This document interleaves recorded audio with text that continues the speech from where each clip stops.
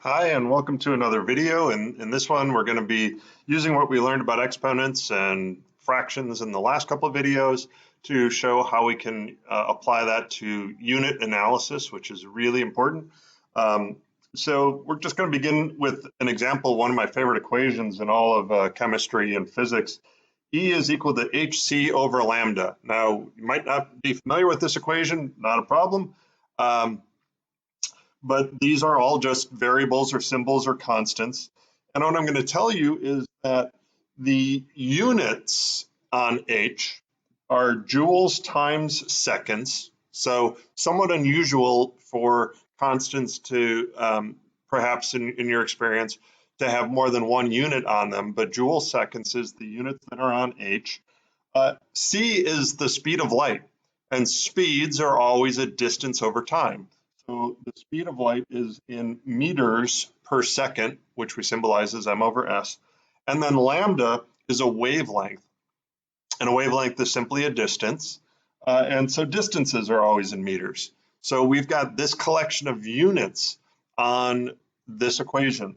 So the question would be, when we solve a problem using this equation, what are the units on our answer? In other words, what are the units on energy?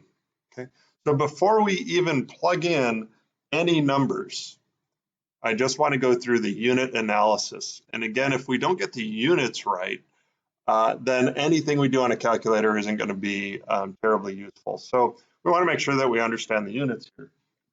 Well, this looks maybe perhaps complex, but we can start taking it apart. Let's just focus on the numerator. And if we really look at the numerator, it's essentially like having 7 times 3 times m, let's make 18 over, and then seconds here would be the same thing as seconds there, so that would have to be a 3. And then the denominator would be 18 because the 2 meters have to be the same.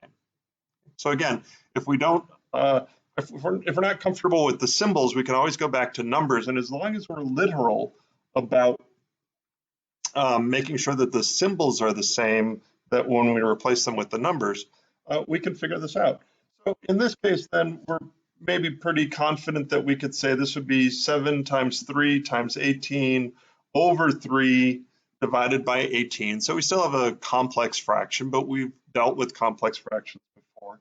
And in this case, we even see that the 3's cancel in the numerator. So we'd have 7 times 18 in the numerator divided by 18 in the denominator. And then we see that the two 18s would cancel top and bottom. So the answer here is just going to be 7. So we can take something like this and analyze it in terms of the numbers and the cancellation, come up with 7. Well, what was 7 equal to, or what was it used in place of in the original equation? It was used in place of j. So whether we even know anything about this equation or not, we know that the units on E are going to be j. Might not make sense to us, but we can say that definitively. And that's the beautiful thing about making the logical extension from numbers to units, is that you can get the units right now. If we were to just work this symbolically, we'd have joules times seconds times meters over seconds over meters. We see that the seconds, those two things cancel. Then that would reduce to joules times meters in the numerator over meters. Meters cancel meters, and we'd end up with joules. So we can even work with the symbols in that way. So we've now convinced ourselves, before we even start plugging numbers in and clogging up the problem, that unit-wise we're going to end up with joules as an answer. If our units are in, if the numbers we're given are in those units. So let's go ahead and actually solve a problem, just because we are often more comfortable dealing with numbers. So H is a thing called Planck's constant, named after Max Planck, a German scientist. So H is equal to 6.626 times 10 to the negative 34 joule seconds, forgot the 4 there. C is the speed of light, 2.998 times 10 to the 8th meters per second. That's an astounding speed if we think about it. If you have a meter stick at home, you might not anymore, but a meter is about 1 yard, roughly. It's not perfectly that, but it's about 1 yard. And 1 yard is about it is 3 feet. Okay, so a meter is about 3 feet. This is let's just round it to 3, 0, 0, 0, 0, 0, 0, 0, 0, 1, 2, 3, 4, 5, 6, 7, 8. 1, 2, 3, 4, 5, 6, 7, 8. So it's that many meters in a second, per second. So meters per second. Per always means the thing that comes next is in the denominator. So meters per second. And then if we were to say 1 meter is about 3 feet, and notice I almost mixed up the conversion there. Because I started writing the units, I realized that meters weren't going to cancel meters, so I had to put the feet in the denominator. That's about 9. So 9,000,000,000 feet per second. That's a lot of feet per second. If you wanted this in miles per hour, there are 5,280 feet in a mile. So you're still talking about 3 decimal places over. You're still talking about something roughly on the order of several 100,000 miles that light travels in a second. Okay, so that's a big number. But back to the problem. 2.99 times 10 to the 8 meters per second. And then wavelengths of light. Typical wavelength might be something very small. So something like 0.0000032 meters. So that's 6 zeros followed by 3, 2. And I'm doing that to make it realistic with the kinds of numbers that we deal with. We would usually express this more conveniently as 3.2 times 10 to the 1, 2, 3, 4, 5, 6, 7. 3.2 times 10 to the negative 7th. Okay. Now, if we were to meters, so now if we were to plug these numbers into HC over lambda, we'd have 6.626 times 10 to the negative 34 joule times seconds times 2.998 times 10 to the 8 meters per second over 3.2 times 10 to the negative 7 meters. And now you see why I don't like putting the numbers and units together, because it gets a little clogged up. So we can deal with the numbers themselves, 6.626 times 10 to the negative 34 joule seconds. Habit to write the units. 2.998 times 10 to the 8 meters per second, and 3.2 times 10 to the negative 7. And again, I wouldn't write the units there. But I want to do this first to make sure that all of these things are in the same units. Because let's say this were in something like nanometers or millimeters. Well, millimeters don't cancel with meters. So I would have to do something to change these so that I'm dealing with like units. So you always have to be checking to make sure that the units are going to cancel before you start worrying about numbers.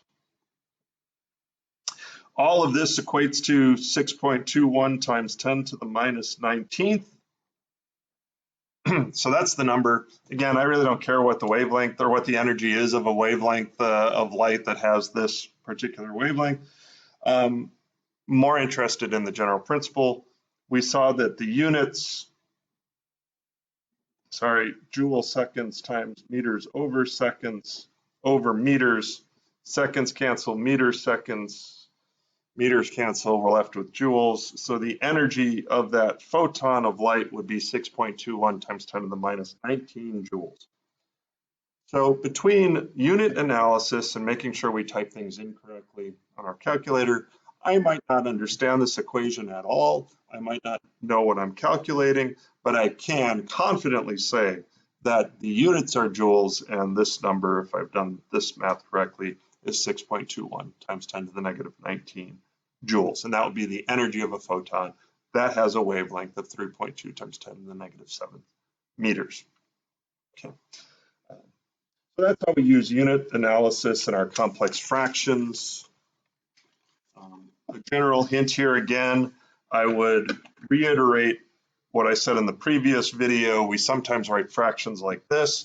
I would prefer, or for myself, I find it easier to write 7 over 3 because then I can start canceling and multiplying by things. I can't take 7 over 3 and multiply by 9/5 and see that that 3 and the 9 can be simplified, but if I write 7/3 times 9/5, now I see pretty easily that they do, and that becomes 21/5, whereas that's not quite obvious to me. I would have to write this as 63/15 if I did anything, and then that could still be simplified, but I think it's just easier to see those things when we write them out as fractions. Similarly, we talked in the last video about something like kilograms to the -2. A lot of textbooks will write negative exponents, again, simply because it is easier to typeset. It takes up physically less space in the book. And because it takes up physically less space, you have fewer pages, and fewer pages mean that they're cheaper books. So in some sense, that negative exponent saves you some money. But when we're solving problems, it is oftentimes easier to think of those exponents as kilograms squared in the denominator. So even something like 2.998 times 10 to the 8 meters per second. When I'm solving problems with a number like this, I will rewrite this as 2.998 times 10 to the 8 meters per second. And notice I'm emphasizing that word per, because the per tells us that we have a fraction. If it is $3 per cup of coffee, we can write that as $3 for a cup of coffee. And notice now that looks kind of mathy. So we're taking an English statement, $3 for a cup of coffee, for a, replacing it with per, and then thinking of that per as $3 per cup. Right? Just like 2.998 meters per second. It travels 2.998 times 10 to the 8 meters for every second that it's allowed to travel. If it's allowed to travel 10 seconds, then we'd multiply by 10 seconds and we'd get how far it travels in meters in those 10 seconds. So again, by writing it like this, it's easier to see those cancellations, I think. So that's a big thing, a big clue that will help you, I think, in classes. I think for now, we'll close up this video. That shows you how we use these things in equations. In the next video, I want to talk about volumes and areas and looking at how we deal with squared terms and cubed terms and converting them, which is another thing that early on in the semester you'll be doing a lot of. So if you can get an understanding of that and understand why we do what we do with numbers based on what we do with the units, you'll have a big leg up on the rest of your classmates, and the first test in Gen Chem will go very well. So we'll save all that for the next video. Thanks.